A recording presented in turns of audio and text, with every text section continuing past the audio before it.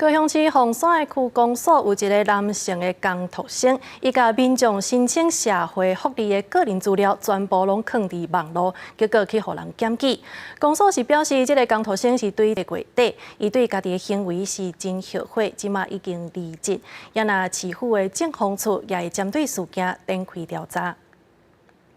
3个做山工的学生坐伫咧碰椅顶悬，认真甲要寄予民众的批念无好，协助高雄凤山区公所的行政事务是工读生主要的工作内容。毋过最近有一个工读生甲民众的个资翕相了后，刊伫网络论坛甲名册，发表文章用真侪不雅的字眼攻击申请的民众，有人发现就向市府申诉。他在昨天也自己离职了。那我们公所对于我们剩下来的还有几位工读生呢？我们都也是一样，在把他们做一个再教育啦，再提醒他们一些工作上必须要注意的事项。公所表示，这个工读生是晓得做山工，伫咧训练时拢有甲因讲爱保护个资等等的注意事项。想不到这个工读生疑似因为好耍，甲民众的资料漏泄出去，伊原本要做到8月底，即马话讲真后悔，自请离职。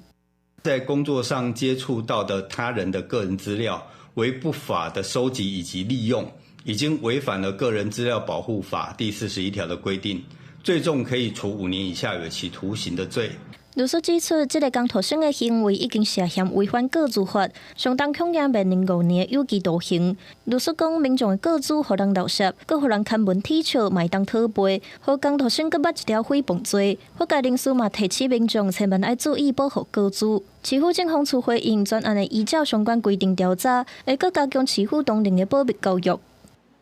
记者综合报道。